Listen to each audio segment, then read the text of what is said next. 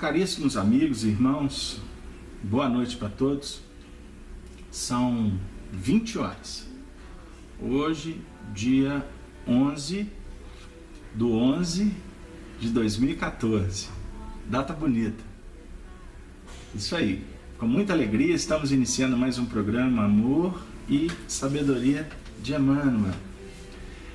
E hoje nós vamos poder debater assuntos extremamente interessantes para o nosso aprendizado. Então nós vamos iniciar convidando a todos para nos acompanhar na oração que o Senhor nos ensinou. Pai nosso que estais nos céus, santificado seja o vosso nome. Venha a nós o vosso reino. Seja feita, Senhor, a vossa vontade, aqui na terra como nos céus. O pão nosso de cada dia nos dê sempre, Senhor. Perdoe as nossas ofensas, à medida em que aprendermos a perdoar aqueles que nos têm ofendido. Não nos deixeis cairmos novamente nos erros, nas tentações. Livra-nos, Senhor, do mal, pois o vosso é o reino, o poder e a glória para sempre. Amantíssimo Jesus, Senhor e Mestre de nossas vidas, com muita alegria estamos mais uma vez reunidos em torno da Tua Palavra, para estudarmos a doutrina espírita e nos aproximarmos cada vez mais dos ensinamentos que Tu nos legastes através do Evangelho das Bênçãos. Senhor, nós suplicamos a presença amorável daqueles que efetivamente Te representam, os benfeitores espirituais, para que eles possam envolver a todos nós, a todos os ouvintes da Rádio Brasil Espírita, os nossos companheiros da Rede Amigo Espírita, todos que compusemos nesse momento essa frequência do bem. Que possamos, Senhor, receber a medicação que necessitamos, o estímulo para que possamos enfrentar os desafios do caminho. Mas Te rogamos também, Senhor, que possa robustecer a nossa fé, bem como, Senhor, envolver a todos os nossos familiares, que nesse momento nos abraçamos espiritualmente, como também Te pedimos, Senhor, para todos aqueles que sofrem, que se encontram nos hospitais, nos cárceres, nas ruas, aqueles corações que se encontram trancafiados na ilusão ou abandonados da amargura. Envolva-os todos, Senhor, como filhos do Teu Calvário. E nesse momento, Senhor, para concluir a nossa oração, que visa a autorização para iniciarmos os estudos da noite, também, Senhor, suplicamos o Teu amor, pois sabemos que é Ele que alimenta as almas.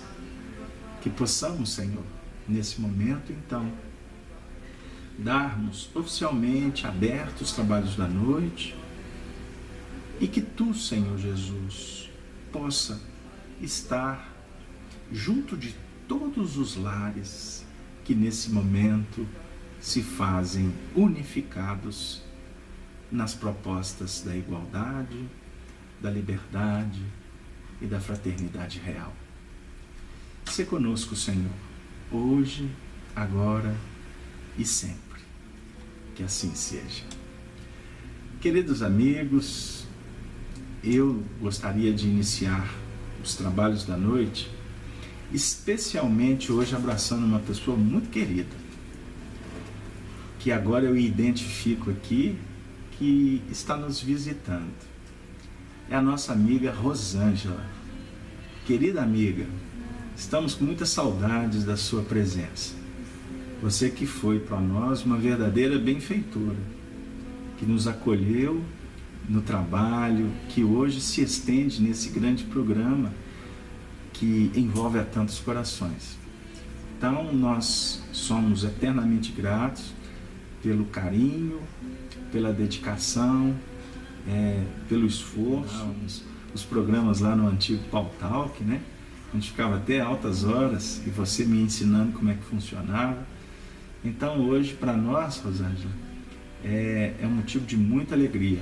E eu gostaria, inclusive, de dizer para você que você foi a responsável direta para que hoje nós estamos caminhando para o programa de número 118 dos princípios básicos da doutrina, que hoje carinhosamente nós chamamos de Espiritismo, Evangelho e Educação, bem como também você nos estimulou bastante a começar este programa, o programa das terças-feiras, que hoje estamos caminhando para o programa de número 78, Amor e Sabedoria de Emmanuel.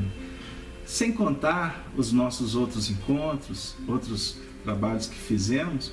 Portanto, graças a você, nós hoje estamos caminhando aí para completar aí mais ou menos em torno de 200 programas. Então, são 200 momentos de muito aprendizado, primeiro para mim, para o meu coração, que desvalido e compromissado com a lei, encontrei em vocês verdadeiros amigos, que hoje favorecem para que a gente tenha esse público cativo, esses ouvintes, essas senhoras que estão nos seus lares, todos aqueles que hoje já nos acompanham com vídeo. Lembra, Rosângela, que a gente fazia com a internet caindo, com tantas dificuldades, né?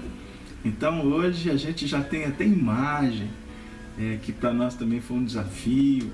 A gente está transmitindo hoje as atividades que envolvem o estudo do Livro dos Espíritos, da FEAC, transmitimos outros programas com o Arnaldo, com o André Sobreira, fazemos o ESD direto da FEAC, enfim, são muitas atividades que efetivamente você tem um papel extremamente importante. E a gente aprende com Kardec que um dos sentimentos legítimos da caridade é a gratidão.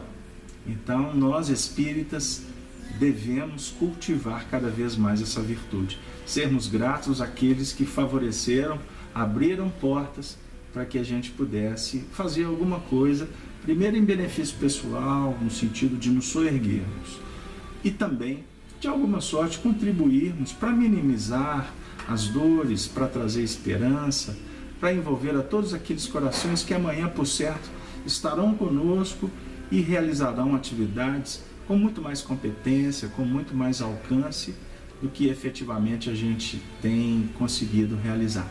Então, Rosângela, um beijo em sua alma.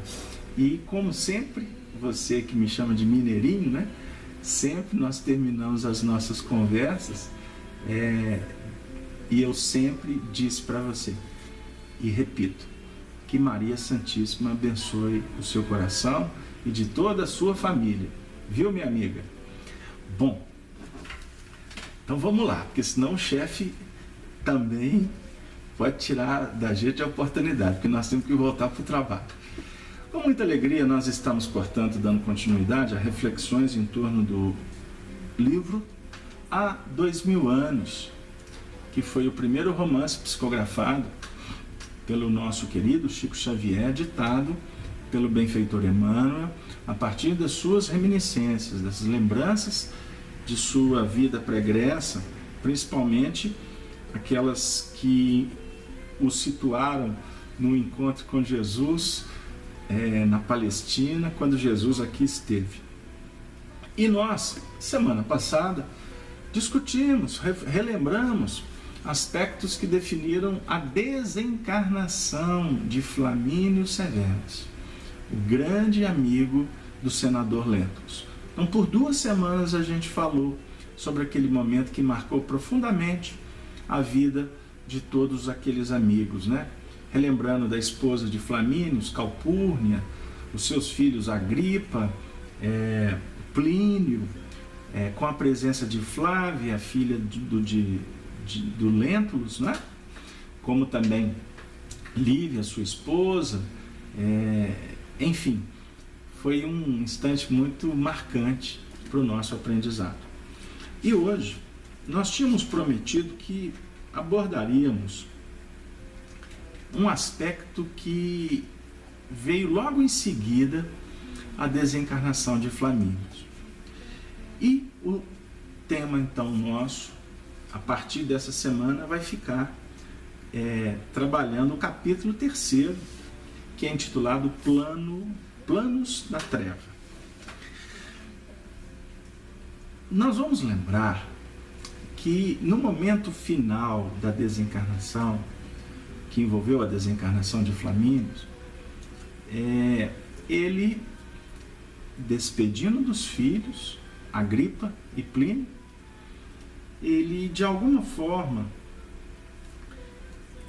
ali consolida uma promessa de casamento que foi alimentada desde muitos anos, quando os filhos das 2 famílias foram crescendo.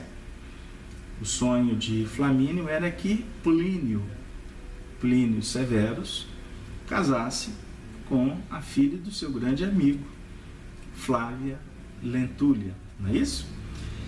E aconteceu em seguida ao casamento o início de um movimento que redundou em muitas dificuldades. Aquelas tramas que a sociedade da época era muito comum absorver, comportamentos complicados, envolvimento com as dissipações familiares, com a falta de comprometimento, com a ilusão que campeava numa sociedade que foi ao longo do tempo se tornando conspurcada, com muitas dificuldades em face às influências que foram as consequências, o grande preço que Roma pagou por trazer tantos escravos de outras terras, enfim.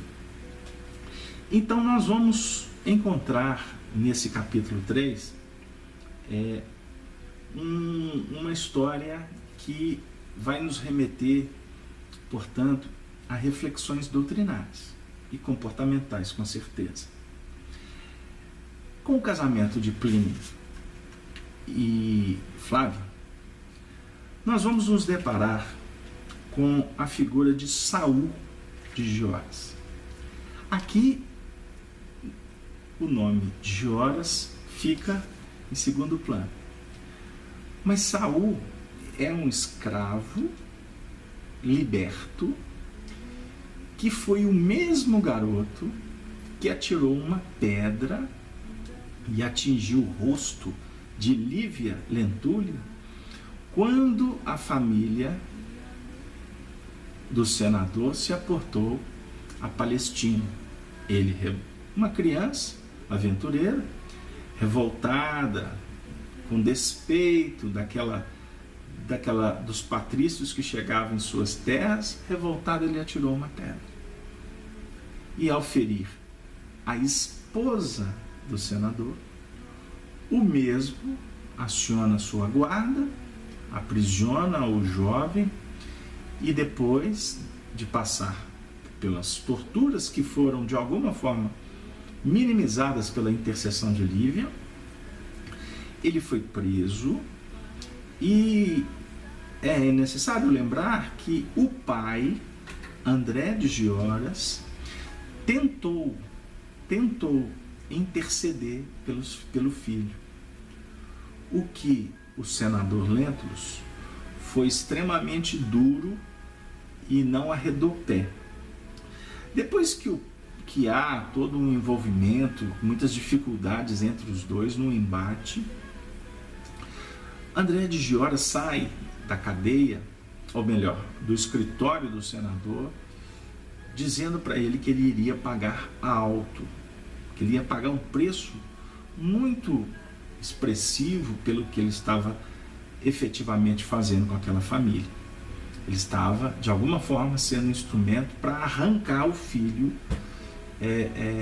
do seio familiar.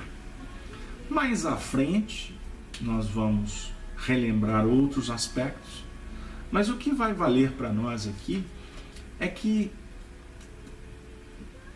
momentos depois dessa discussão, o senador resolveu reconsiderar e mandou que um dos seus serviçais buscasse o jovem que estava aprisionado. Só que ali já era tarde, porque o jovem houve toda uma circunstância que ele já tinha sido vendido no tráfico, que era natural entre os prisioneiros. Então não teve como o nosso senador mudar o contexto. Observemos bem a trama do destino. Esse rapaz, dentro das injunções do caminho, acaba sendo levado para Roma, para ser vendido como escravo.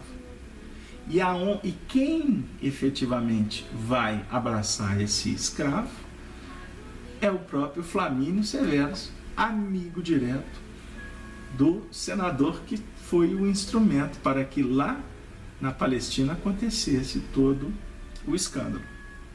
Bom, os anos se passaram, o jovem cresceu. E ele cresceu, e quando a família dos Lentulus voltou para Roma para as despedidas com Flamínio, Saul vai encontrar ou reencontrar com o espírito que, na sua intimidade, imaginamos que os dois já se conheciam de outras instâncias espirituais, de outras existências, brotou dentro dele a paixão que o ensegueceu. E ele começa a alimentar o desejo de estar ao lado daquela que já tinha sido despojada por Plínio Severus. Saul foi criado com muito carinho pela família. Então ele passou a ser quase que, vamos dizer assim, um meio-irmão, tanto de Agripa quanto de Plínio Severus. Bom, essa história nós convidamos os nossos amigos a adquirir o livro Há 2000 anos e adentrar nessa história, porque ela é muito rica, ela é muito envolvente. Emmanuel escreve de uma forma extraordinária, criando toda uma emoção que nos prende à leitura e que nos traz, portanto, muitos ensinamentos. Paralelo a esse processo, nós viemos aqui hoje só para contar uma história muito rápida, nós vamos encontrar a personalidade de Aurélia e sua filha, aliás, Fúvia e sua filha, que é isso mesmo, vocês me perdoem, é Aurélia e Fúvia. Fúvia, uma jovem, tinha um caso com Plínio Severus. E se a gente fosse lembrar do último encontro, no momento final, Flamínio deu uma, vamos dizer assim, uma direta para o filho. Você não pensa em desposar Fúvia. Vocês se lembram que nós nos referimos a esse assunto? E Plínio, diante da severidade, do carinho e daquele momento com o pai, e com seus compromissos espirituais com Flávia Lentulus, ele se posiciona dizendo: não, meu pai,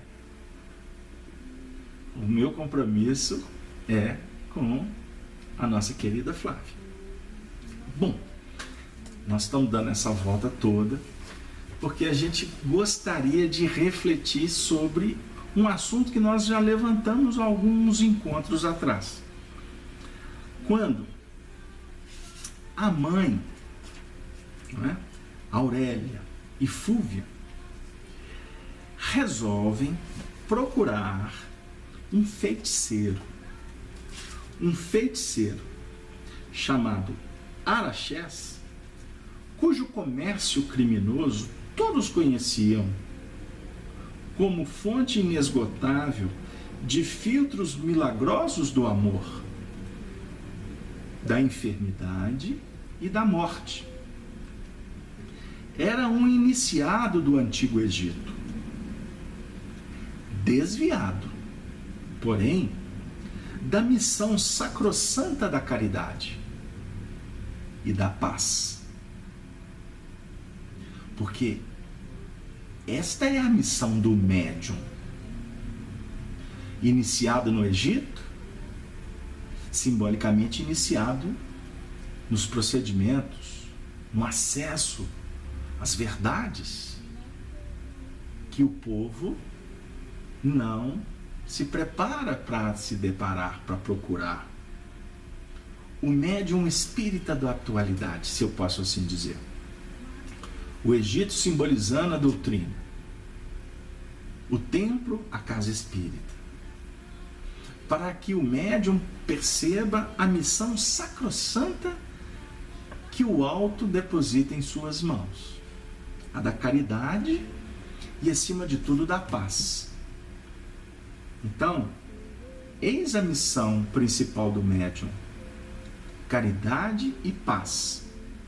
E nos vem ao coração agora o momento em que Jesus questiona a Simão Pedro: Pedro, tu me amas?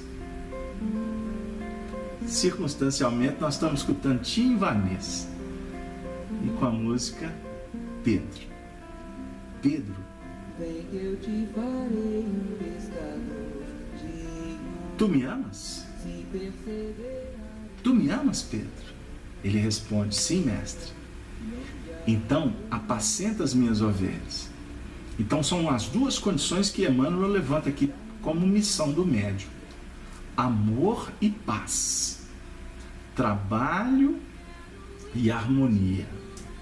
Olha, observa, fé e caridade. Eis o desafio do mediunato. Bom, desviado, porém, da missão sacrossanta da caridade e da paz, na sua violenta paixão pelo dinheiro. Então, aqui, simbolicamente, o médium se desvia pela paixão. Aqui, no caso, pelo dinheiro. Mas o médium pode se desviar pela paixão do poder. Não pode? O médium pode se desviar pela paixão, pela vaidade. Se julgar expoente, profeta. O médium pode se desviar pela paixão que se expressa na sexualidade. Não pode? Tudo em excesso é respaldado pela paixão. O médium pode se desviar pela paixão pelo dinheiro. E o dinheiro pode ser reconhecimento, como pode ser o dinheiro na bolsa mesmo. Arnaldo Rocha sempre falava isso pra gente aqui, que o médium geralmente se desvia nos empreendimentos mais baixos, que o vincula mais ao terra a terra. Bom, paixão pelo dinheiro da numerosa clientela romana. Então, em pletora de vícios clamorosos e na dissolução dos mais belos costumes do sagrado instituto da família. Emmanuel fala do sagrado instituto da família nesses tempos da Roma imperial como um instituto que estava em declínio, estava em processo de dissolução. Né? Por quê? Porque com o passar do tempo, a ociosidade, as facilidades, o enriquecimento, a nobreza romana se desviou das bases que fundamentaram a história. O Emmanuel bate muito nesse ponto para a gente pensar. E eu, particularmente, tenho refletido nos nossos trabalhos, nos nossos estudos, no que remonta aos tempos que estamos vivendo agora, aonde a família está sendo colocada em xeque. Limites, costumes, compromissos, religiosidade, licenciosidade, dissoluções, conspurcações, comprometimentos com as trevas, pelas facilidades que a sociedade vem encontrando nos tempos atuais. Então vamos refletir. Explorando-lhe as paixões inferiores e os hábitos viciosos, o mago egípcio empregava quase toda a sua ciência espiritual na execução de todos os malefícios e crimes, motivando enormes danos com as suas drogas venenosas e os seus estranhos conselhos. Bom, ele lidava com a espiritualidade inferior. Então nós que estamos estudando Espiritismo, sabemos que de acordo com a conduta, com a sintonia moral do médium, ele estabelece, portanto, os vínculos, os espíritos que passam a assessorá-lo num verdadeiro trabalho em equipe. Muitas vezes você vê um médium que na realidade representa um grande grupo de espíritos. Então nós vamos identificar o assessoramento de acordo com o comportamento. Isso é básico. Então, aqui Araxés tinha conhecimentos e lidava com estas forças espirituais. Inclusive, existem médiuns que manipulam os espíritos. Existem médiuns que utilizam magnetismo pessoal, lideranças que se externam ou que se ampliam por existências ou mesmo por envolvimentos no plano espiritual, que da Terra eles continuam comandando espíritos no mundo espiritual. E aí, no caso, se comanda, a ideia aqui é um comando negativo. Porque aqueles líderes do alto que reencarnam, eles não reencarnam para comandar. O magnetismo, o trabalho acaba envolvendo para que haja uma força-tarefa. Mas o comando sempre é do alto. Não sei se me fiz claro. Do quanto mais o indivíduo avoca comando para si, mais ele está dizendo que ele não está com, vamos dizer assim, com assessoria maior. E sim, ele está sedimentando procedimentos a partir do ego e da vaidade, que é um trabalho de vida curta. Pode demorar algumas décadas, mas numa análise espiritual não tem fôlego de prosseguimento. Então são pontos para a gente refletir. paixões inferiores e hábitos viciosos. Então ele praticava malefícios e crimes. Era muito comum na época envenenamentos, né?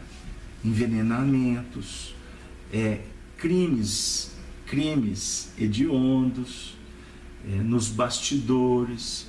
Por exemplo, um indivíduo para tomar posse, né? Da mulher do outro ou do marido da outra, era muito comum fazer essas tramas, envolver criminosos, místicos também, para efetivamente afastar o indivíduo do caminho. Então era uma sociedade muito complicada. E o Araxés representava esse público, essa clientela, conforme Emmanuel define, que buscava, nesses filtros milagrosos do amor, a enfermidade e a morte. E uma outra coisa, conselhos estranhos e drogas venenosas. Conselhos estranhos. Então, para a gente pensar, né, para a gente refletir, inclusive no que a gente procura e no que a gente oferece. São pontos. Porque muitas vezes, numa simples conversa, nós podemos estar sendo inescrupulosos, seja na busca ou seja no favorecimento, seja na pergunta ou, quem sabe, na resposta. Então temos que avaliar permanentemente, queridos companheiros. Temos que avaliar efetivamente o nível de responsabilidade que nós estamos assumindo diante da vida. Procurado, vamos à história, discretamente por Fúlvia e a filha, inteirou-se dos fins da visita, e ali mesmo, entre grandes retortas e pacotes de plantas e substâncias diversas, mergulhou a cabeça nas mãos, como se o seu espírito estivesse devassando os menores segredos do mundo invisível. Ante uma trípode e outros petrechos de ciências ocultas,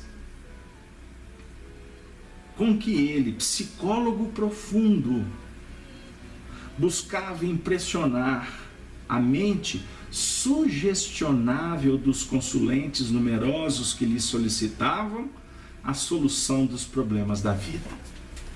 Olha que interessante. Isso é para a gente pensar.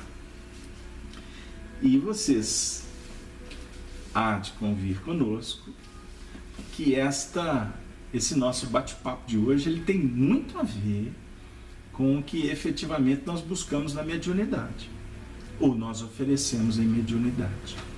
Obviamente que a mediunidade exercida sobre os princípios da doutrina espírita não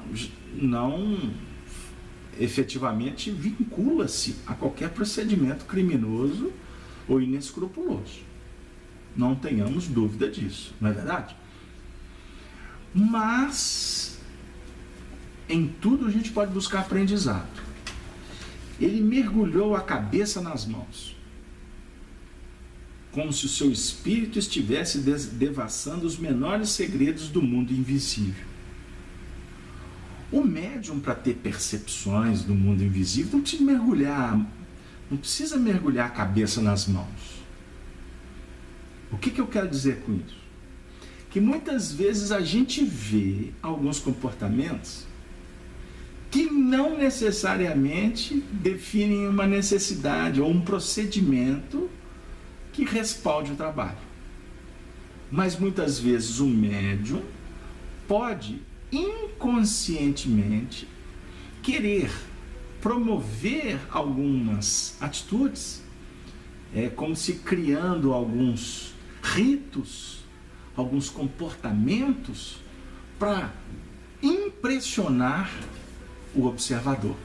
o consulente, se eu posso assim dizer. Então, médiuns, para ter percepções espirituais, não precisa de mergulhar o rosto nas mãos. Embora uma prática que pode ser adotada de uma forma simples, como se fosse um mecanismo de, vamos dizer assim, de concentração, do se desvincular do mundo externo. A gente entende, então nós precisamos de analisar os dois lados da moeda. Mas é necessário que a gente tome cuidado com uma coisa. Se o médium estiver fazendo isso para impressionar os olhos, é necessário que ele reveja, que ele repense. Porque a mediunidade deve ser tratada como expressões muito simples. Você, para ver, para ouvir, para perceber com o olfato, você não precisa de nenhuma prática, você não precisa mostrar para ninguém que você está aguçando o ouvido para ouvir. Então, o médium, quanto mais simples ele for em sua conduta, quanto menos atenção ele chamar, mais ele se aproxima da autenticidade do fenômeno. Querem um exemplo? Eu vou trazer aqui um pensamento que me ocorreu aqui de uma forma muito simplista. Quem conhece como que funciona uma partida de futebol, e que escuta comentários, etc., vai entender o que eu estou falando de pronto. Um bom juiz de futebol é aquele que não aparece, que passa assim discretamente na partida. Este é um grande juiz. Porque o juiz que é muito espalhafatoso, o juiz que causa muito polêmica, que gesticula, que faz isso, ele atrai a atenção para ele e não necessariamente significa que ele está prestando um bom serviço. Deu aí? Então o médium, quanto mais simples, quanto mais discreto, mais ele ganha, vamos dizer assim, na qualidade do intercâmbio, porque o foco dele está voltado para o mundo maior e não para os homens. Ele não tem que dar espetáculo. Ele não tem que dar espetáculo. Não é? Não é teatro. Mediunidade não é teatro. E um dos grandes desafios dos médiuns que trabalham nas casas espíritas, pelo mundo afora, é ir adquirindo a convicção do fenômeno, segurança no processo, em ir aprendendo a separar o que é dele e o que é dos espíritos. E essa tarefa é uma tarefa que requer, vamos dizer assim, muita dedicação, muita concentração. É necessário muito exercício.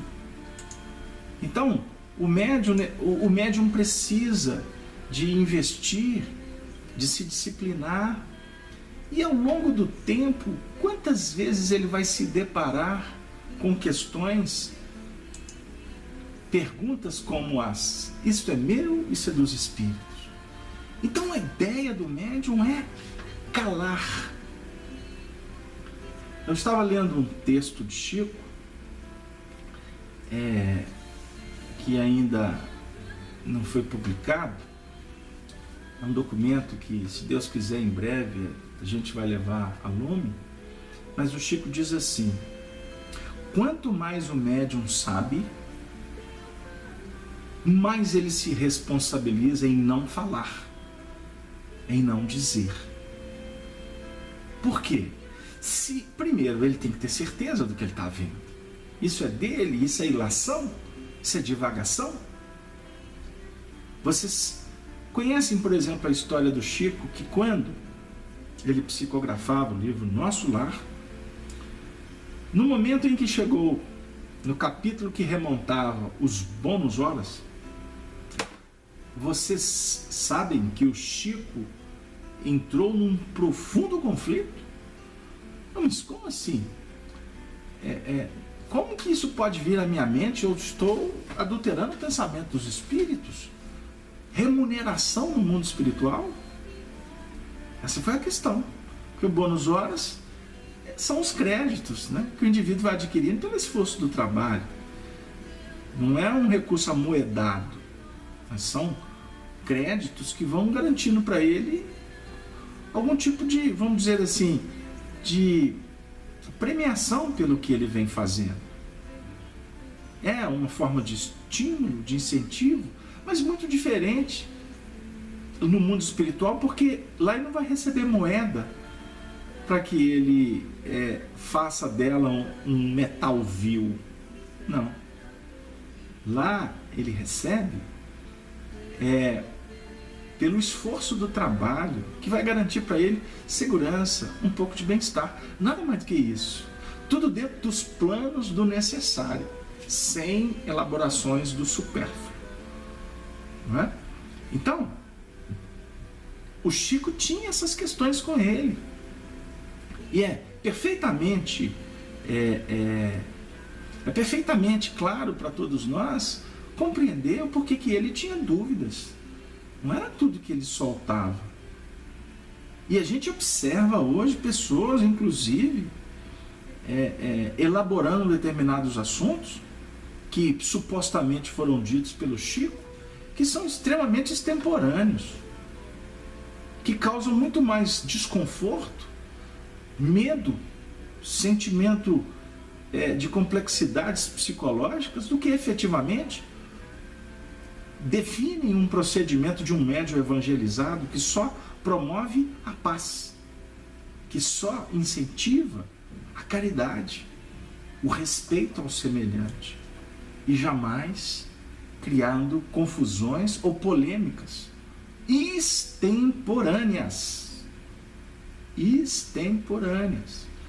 Nós precisamos sermos cuidadosos como médiuns, porque se a palavra que veiculamos é separativista, se ela é partidária, ela não está com respaldo do alto. Não tenhamos dúvida disso. Então existe muitos caminhos que a gente pode percorrer dentro do que vem a ser essa conduta do médium, que efetivamente define um comportamento que não está vinculado à caridade. Não é isso? Bom, então, sem impressionar, sem aproveitar de mentes sugestionáveis, esse aqui é um ponto.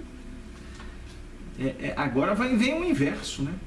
Porque muitas vezes nós que estamos trabalhando até nas casas espíritas poderemos estar diante de corações sugestionáveis, porque são simples, estão chegando agora. Olha o nível de responsabilidade. Um dos maiores problemas que podem conspurcar a trajetória do indivíduo é o poder. Agora, o poder espiritual é o mais grave de todos. Você aproveitar da boa-fé das pessoas. Este é complexo. Então, quando Jesus fala que o único pecado que não pode ser perdoado é contra o Espírito Santo, nós gostamos de refletir sobre esse versículo em nível de evolução. O amor cobre a multidão de pecados e te oferece N oportunidades. Agora, dissipação, dilapidação contra si mesmo, não tem jeito. Tem que ajustar, doa quem doer. Agora, complicar a fé do outro é como se estivéssemos complicando a nossa própria condição espiritual. Então, reflitamos. E nós podemos dizer que isso pode perpassar, isso pode acontecer em muitas das nossas atividades, se a gente não tiver bom senso. Líderes que exercem uma liderança que ditatorial, né? Precisamos de rever para não cometermos os equívocos que cometemos no passado. Médiuns que se tornam guias. Nós temos regiões no Brasil, nós visitamos, nós saímos para aprender espiritismo em muitas localidades das mais distantes. Como é complicado você chegar em determinadas regiões que a última palavra é do médium e todo mundo diz amém.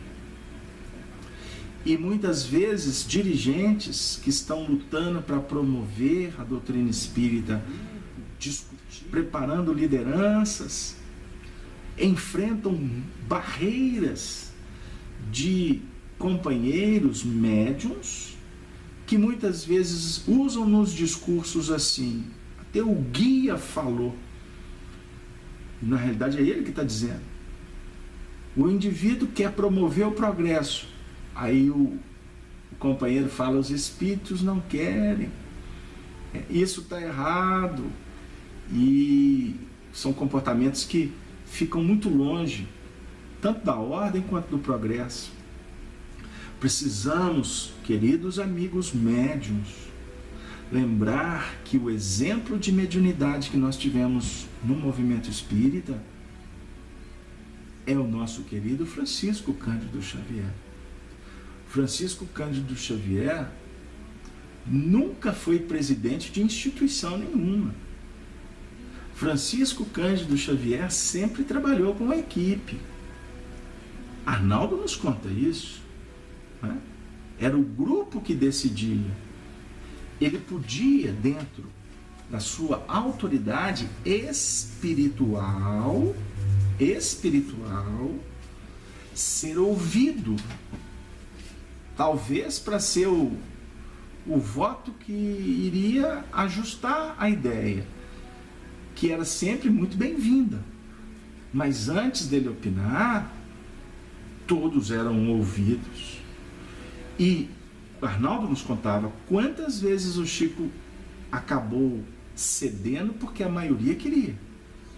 Em determinados momentos ele dizia: Naldinho, eu estou preocupado porque eu não sei se isso vai dar certo. Mas se todos votaram, nós vamos respeitar e vamos juntos. Isso era conduta cristã. Isso era conduta cristã. Não é? Então, assim, nós precisamos de aprender a trabalhar em equipe. Ouvir, dar oportunidade. Em doutrina espírita, ninguém é eleito para ser, vamos dizer assim, a representação máxima. Não. Observe o movimento de unificação. No movimento de unificação, as federativas se reúnem com as organizações adesas, no Conselho Federativo Nacional, que aconteceu nas últimas semanas, uma vez por ano. Houve um Conselho Federativo Nacional extraordinário no meio do ano, para ajustar alguns ponteiros. Né? Aí toma-se resoluções, discute-se um plano de trabalho, com planejamento para anos à frente, sempre objetivando preparação do trabalhador, fortalecimento das casas espíritas, e a divulgação da doutrina espírita, tal qual Allan Kardec nos ofereceu. Mas o Conselho Federativo Nacional não vai numa casa espírita dizer se a casa está errada ou está certa. A Aliança Municipal Espírita nenhuma tem autoridade para intervir em casa espírita. Se isso acontece, isso, infelizmente, são os dirigentes que, nas boas intenções, podem tomar resoluções que não são as que caracterizam, as que foram pactuadas. A partir do movimento do Pacto Áureo, né? A casa espírita, no movimento espírita, é a célula mais importante do movimento espírita e independente. Agora, o movimento espírita ideal, que todos nós vislumbramos, são as casas espíritas se intercambiando, para trocarem experiências. Isto é unificação.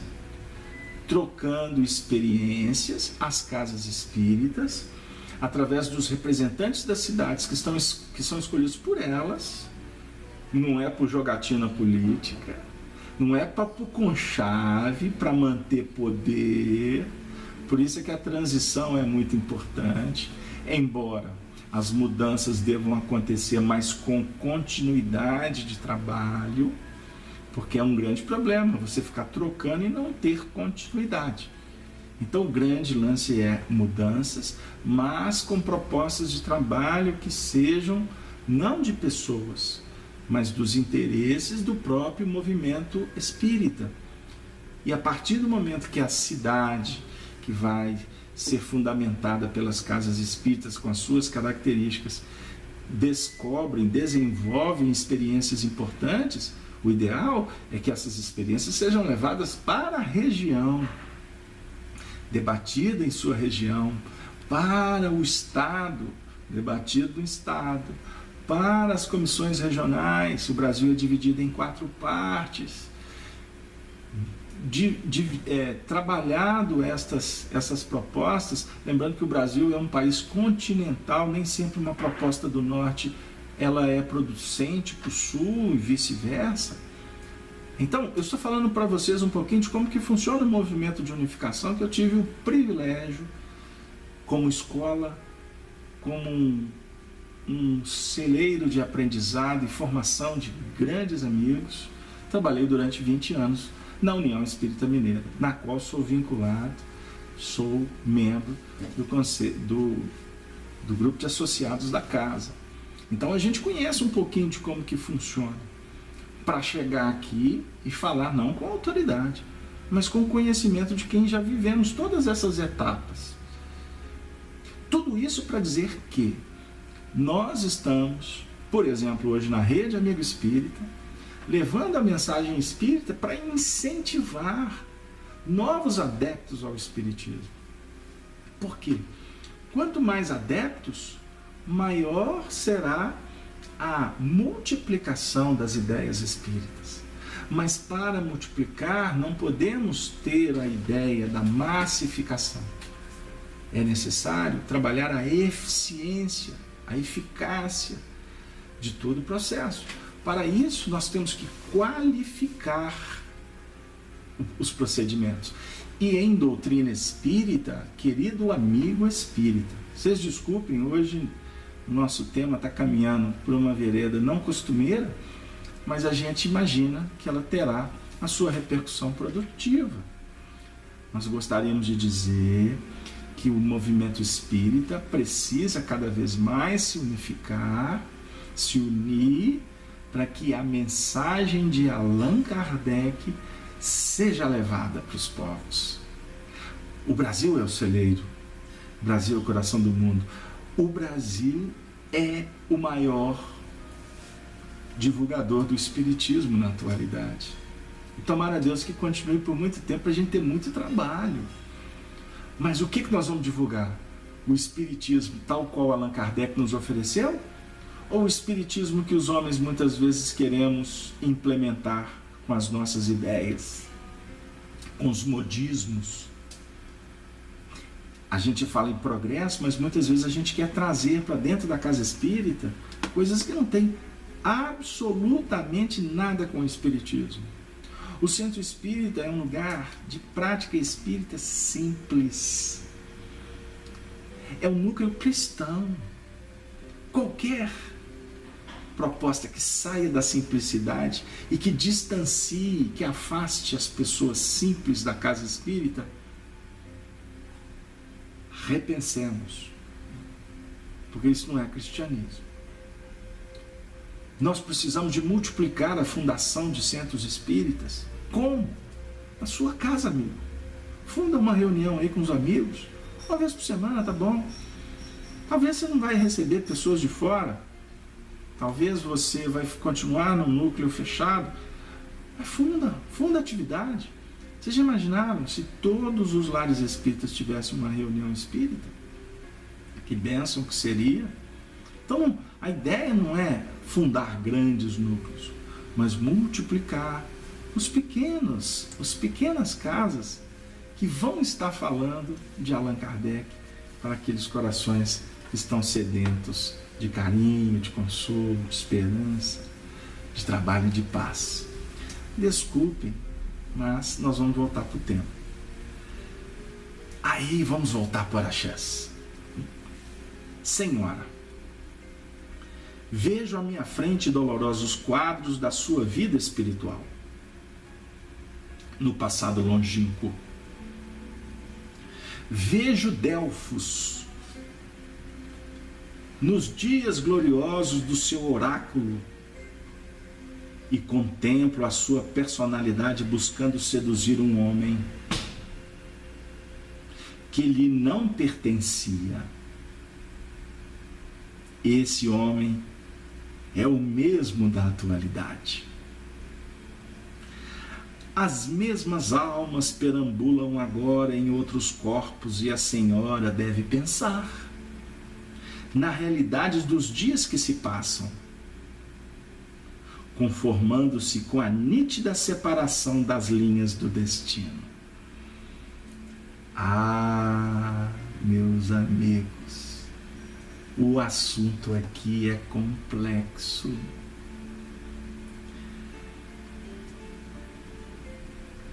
Porque ele estava sendo procurado para ajeitar espiritualmente, que ela conseguisse conquistar Plínio Severo, que estava casado com Flávia Lentulus. Aqui entra um assunto chamado compromisso espiritual. Compromisso espiritual. E em nome da paixão, em nome da volúpia, ou em nome do cansaço, da indiferença, da rebeldia, nós, quanto sociedade, estamos abandonando os nossos compromissos. Alguns casos são almas que têm uma vinculação que se estende no tempo e no espaço. E a gente tem se deparado com problemas graves, em que nós abandonamos as responsabilidades, muitas vezes com justificativas doutrinárias. Eu já escutei algumas, até em palestras, para tempos depois o comportamento se materializar.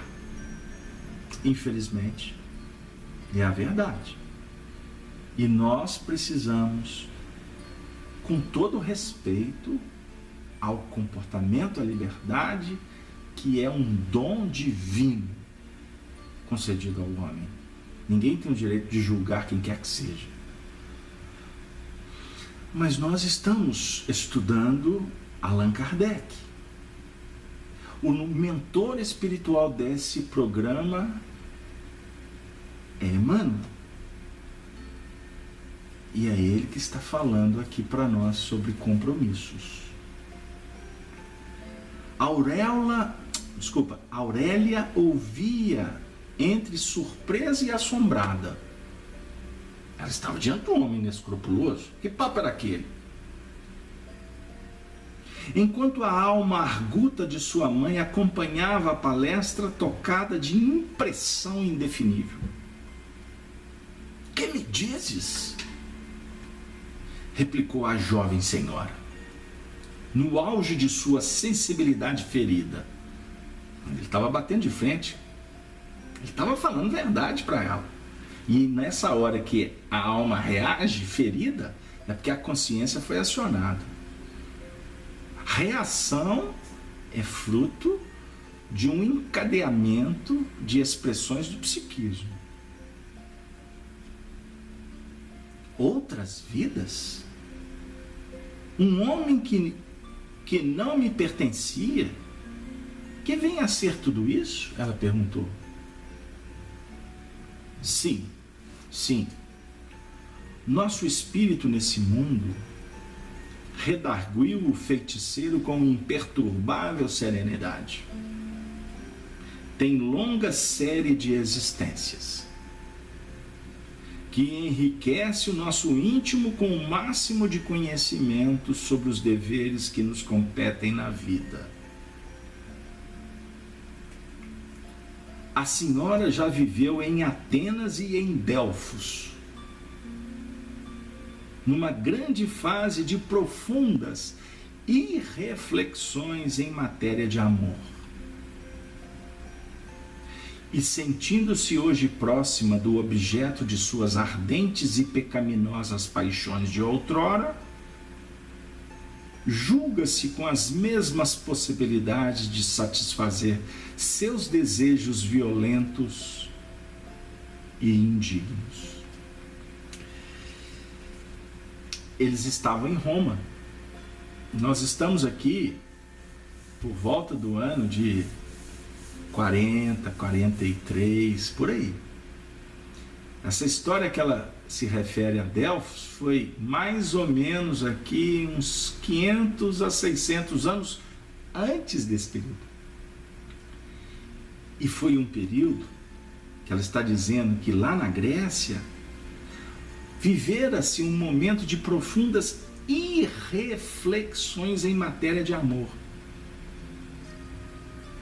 Então, nós podemos subentender aqui por uma análise histórica que a sociedade romana, que estava passando por um problema seríssimo de reflexões em matéria de amor, grande parte dessa sociedade migrava desse período na própria Grécia. A cultura grega.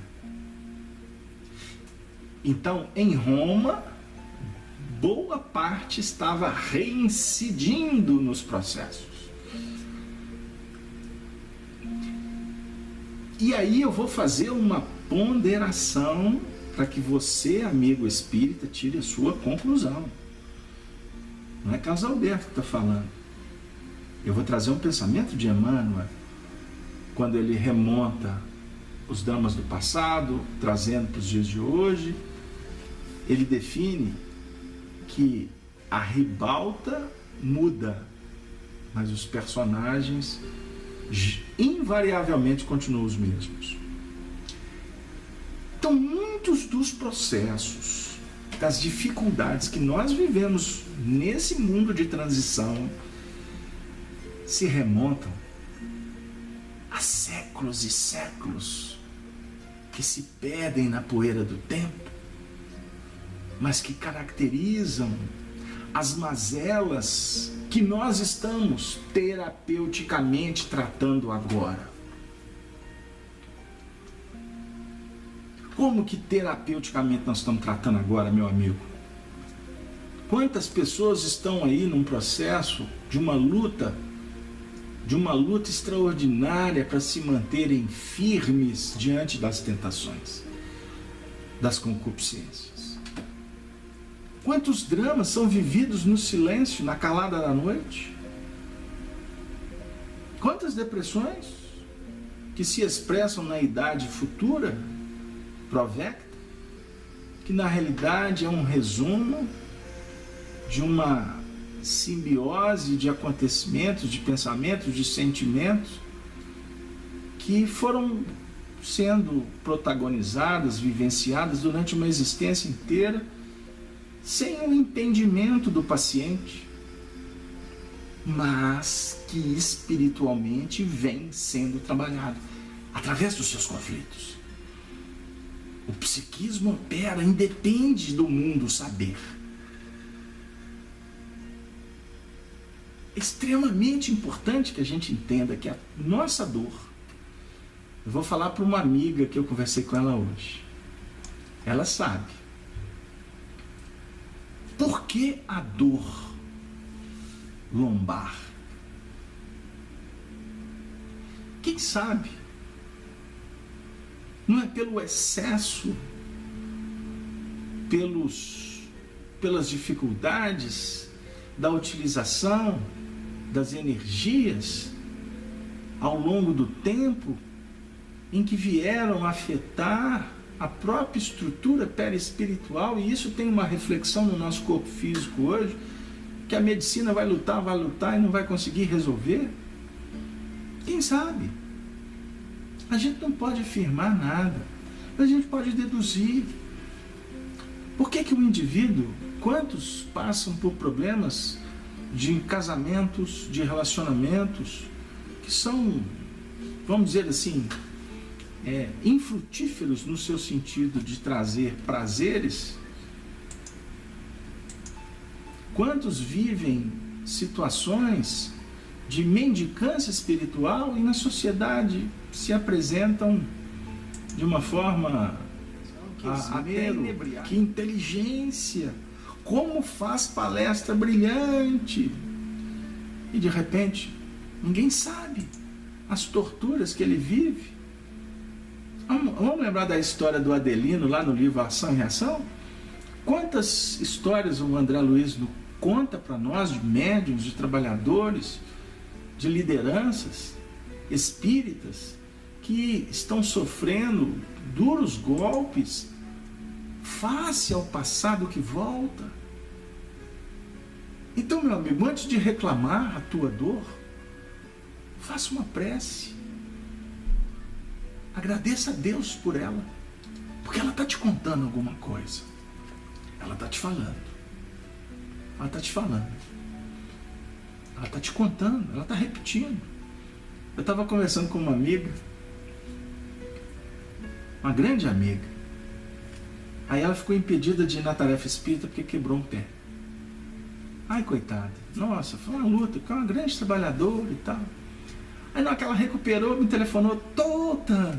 Uma semana depois quebrou outro pé. Aí a gente estava batendo um papo outro dia, numa reunião de avaliação. Ela falou assim, puxa vida, hoje eu entendi porque eu quebrei o primeiro pé. Aí eu falei assim, mas por quê? Porque eu quebrei o segundo. Só quando eu quebrei o segundo que eu entendi a lição do primeiro. Se eu tivesse aprendido a lição quando eu quebrei o primeiro pé, eu não tenho dúvida que eu não quebraria o segundo pé. Mas eu fiquei reticente, eu fiquei renitente.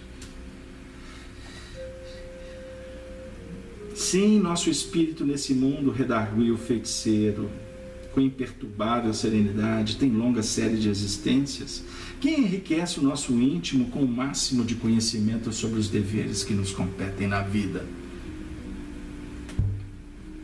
A senhora já viveu em Atenas e em Delfos, numa grande fase de profundas reflexões em matéria de amor, e sentindo-se hoje próxima do objeto de suas ardentes e pecaminosas paixões de outrora, julga-se com as mesmas possibilidades de satisfazer seus desejos violentos e indignos.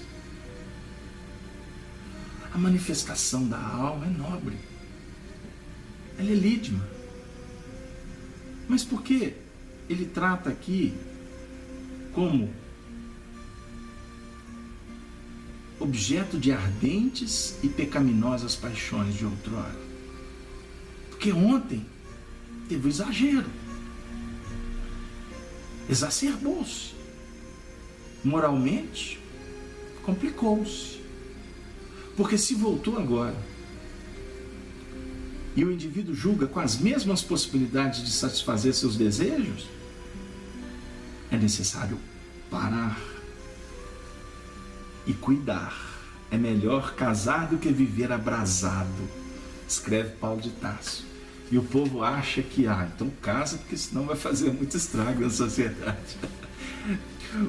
Paulo está falando com profundidade, como um grande psicólogo. Casar, no seu sentido de unificação com a verdade, com a vida, comunhão com Deus. Só com comunhão com amor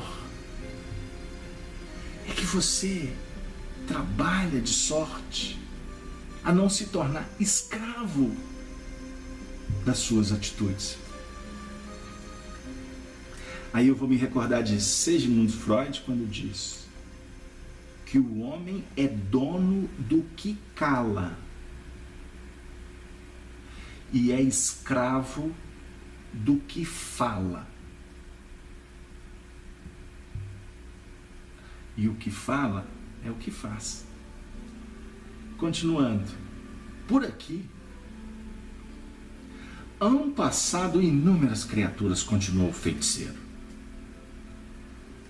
A muitas aconselhei perseverança nos propósitos, por vezes injustificáveis e inferiores. Aqui ele assume que ele foi conivente com as dificuldades. Mas para o seu caso, aqui veio a abertura da verdade para ele como médium. Para o seu caso, há uma voz que fala mais alto à minha consciência.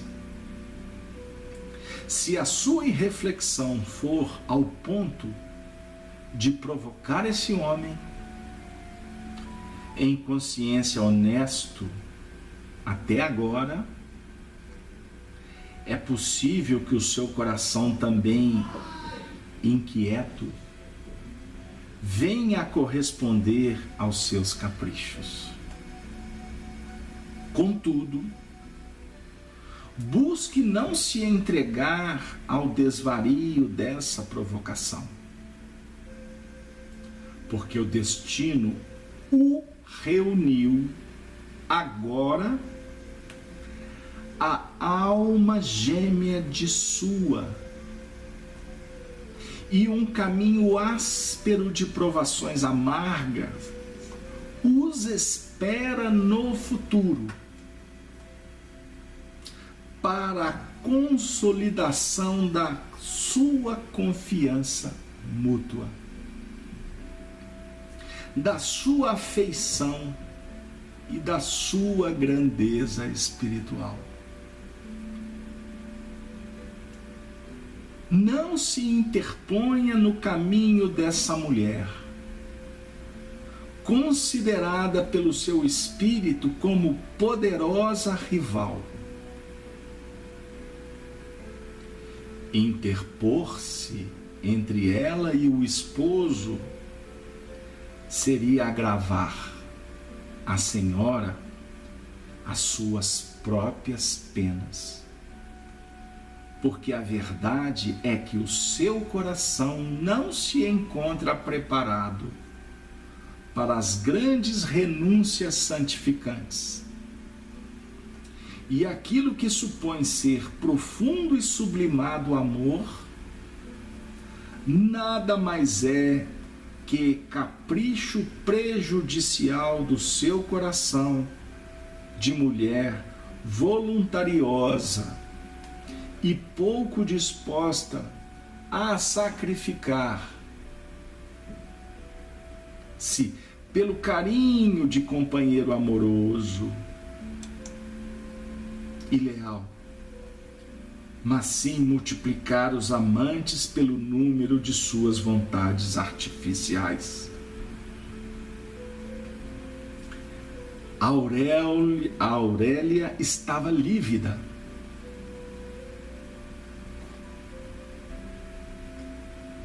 Todos nós estamos lívidos. Queridos amigos,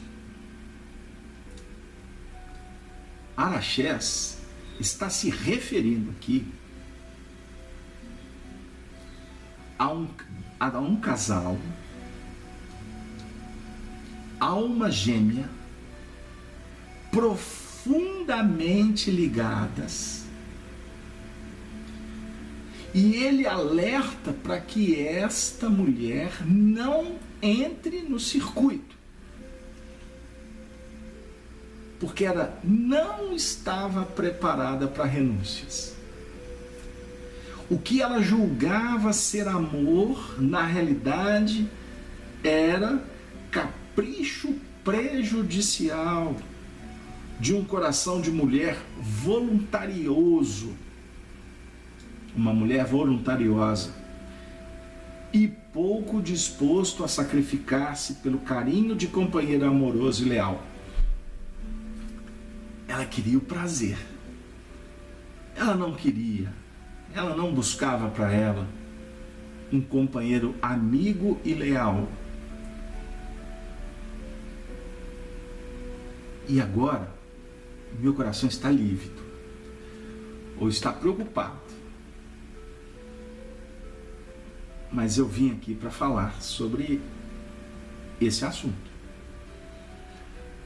Nós estamos aqui lendo um trecho que se refere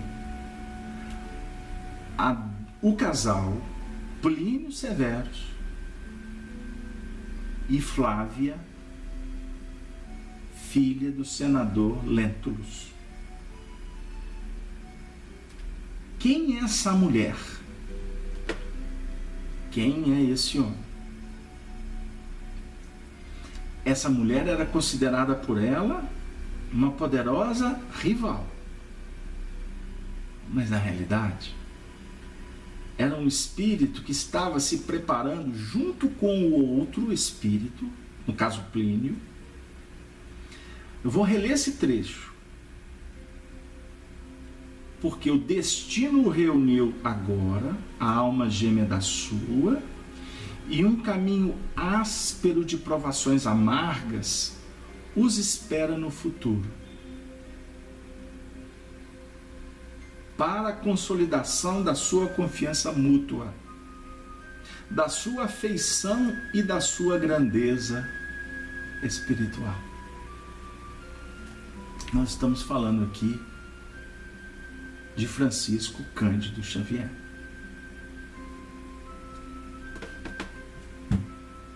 Nós estamos falando da história da Flávia Lentulus. Nós estamos falando aqui de um grande amigo que se tornou um leal companheiro do Chico Xavier, Arnaldo Rocha, que nós conhecemos um pouco da trajetória, porque tudo isso foi declarado, foi revelado, para que a gente pudesse entender um pouquinho do que vem a ser evolução. A luta dos dois aqui, que começava o consórcio enfrentando as trevas. Porque é assim que toda obra que se propõe a fazer luz enfrenta. Não pensemos em dias adocicados quando nos comprometemos com Jesus. Saibamos que Ele é o testemunho maior de fixação do amor. Para você fazer, você vai ser testado. Todos nós estamos sendo testados. Aurélia tentava defender-se, mas uma força poderosa parecia comprimir-lhe a garganta, anulando-lhe o esforço das cordas vocais. Fúvia, porém, tomada de rancor pelas expressões insultuosas daquele homem, tomou a defesa da filha, arguindo-o com energia. Araxés, feiticeiro impúdico, que queres dizer com estas palavras? Insulta-nos.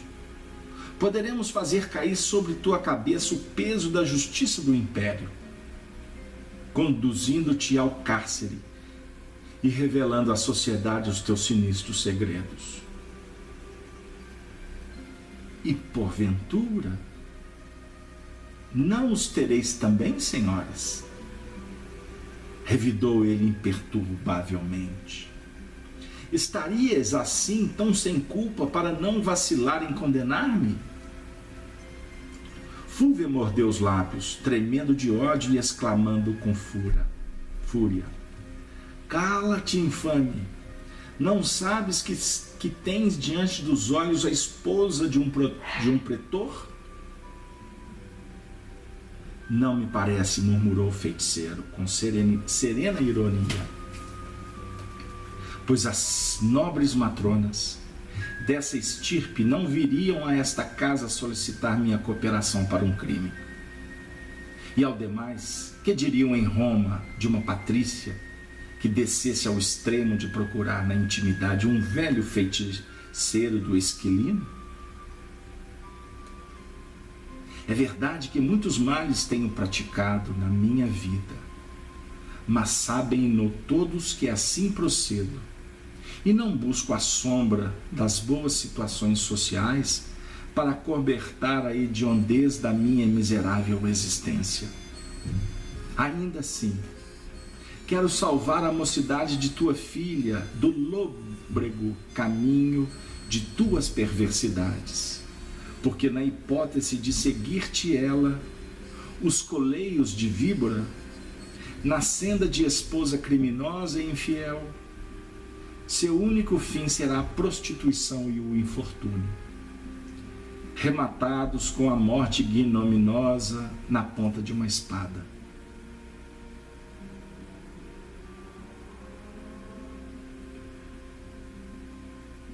As trevas se degladiam. Toda disputa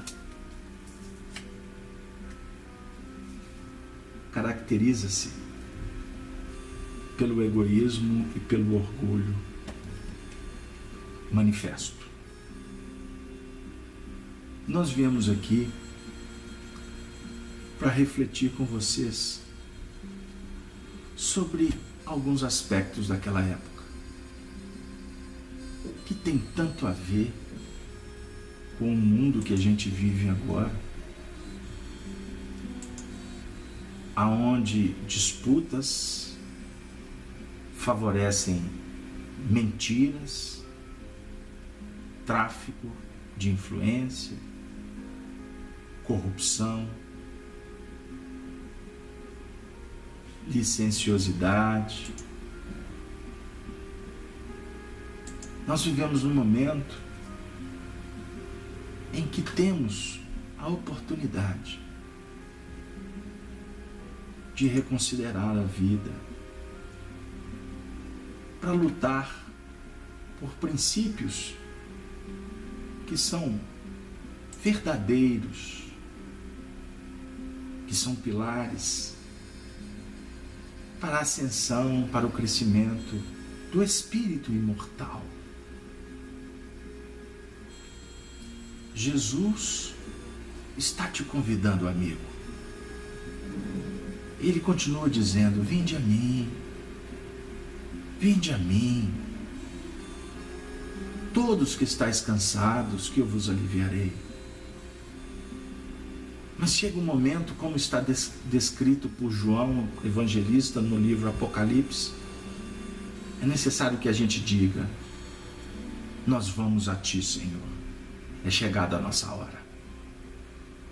O momento em que vivemos é um instante de revelações. Não viemos aqui falar que Plínio, Flávio, apenas são existências pregressas de Arnaldo, Chico, com o fim de dar uma informação sem um objetivo qualquer. Não. Nós viemos citar, convidando-os a todos para buscarmos no exemplo desses paladinos do Espiritismo, dessas almas que deixaram uma longa folha de serviço, para que eles possam dizer com as suas histórias que chegou o momento de cada um aqui construir o seu próprio livro, deixar o seu próprio exemplo, sua própria marca, e sairmos da terra vitoriosos, lembrando sempre que a nossa alma já se encontra cansada de buscar poderio na terra. É o momento de estabelecer a vitória sobre nós mesmos. encontrarmos o amor como fonte inesgotável de sustentação, de equilíbrio, de saúde e de paz, que é o fruto da solidariedade, do trabalho, da tolerância, como nos fez refletir Allan Kardec, o discípulo mais próximo de Jesus, o precursor dos novos tempos, aquele que vem dizer sempre para nós: voz do que clama no deserto, endireitai as veredas, arrependei-vos, porque é chegado o momento. Saulo de Tarso entendeu e se arrependeu. Maria Magdala compreendeu e renunciou. E tantos na história atenderam o chamado: eis aqui a serva, cumpra-se em mim conforme a tua palavra. E a palavra do Salvador, do Cristo, da luz do mundo, está adentrando no seu lar, envolvendo a você e tua família, para te dizer: meu filho, é chegada a tua hora. Levanta-te, tome a charrua, não olhe para trás.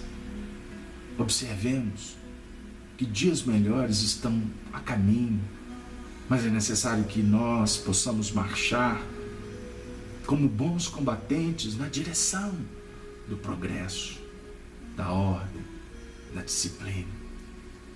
Se as complicações vergastam os corações, sejamos nobres, educados, sejamos espíritos conscientes das nossas responsabilidades e vamos sair focados na luz. E quem sabe, falando também da luz, que é a luz do mundo, conforme Jesus define para nós no capítulo 8 de João, no versículo 12. Eu sou a luz do mundo. Aqueles que me seguem não andarão em trevas, mas terão a augusta luz da vida, que é a luz do bem enriqueça-te com esperança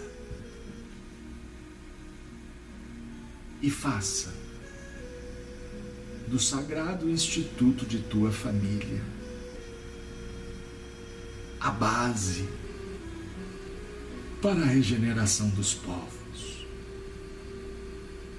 Lembremos da Canaã que Jesus prometera, que ela inicie no teu endereço, a partir do seu coração, mas abraçando a todos que caminham contigo. Que Maria Santíssima abençoe a todos nós, a você, amigo espírita, a todos os companheiros cristãos. Que Maria Santíssima enterneça o nosso coração, para que possamos amar cada vez mais a mensagem do teu Filho, Jesus de Nazaré. A você, querido amigo, muito obrigado por participar de mais um programa Amor e Sabedoria de Emmanuel.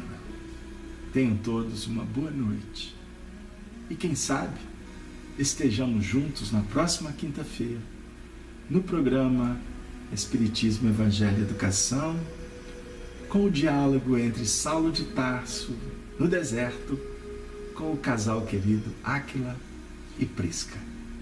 Um beijo no coração de todos, nos despedindo, dizendo: Ave, Ave, Ave Cristo sempre. Um beijo no seu coração. Até a próxima. Que assim seja.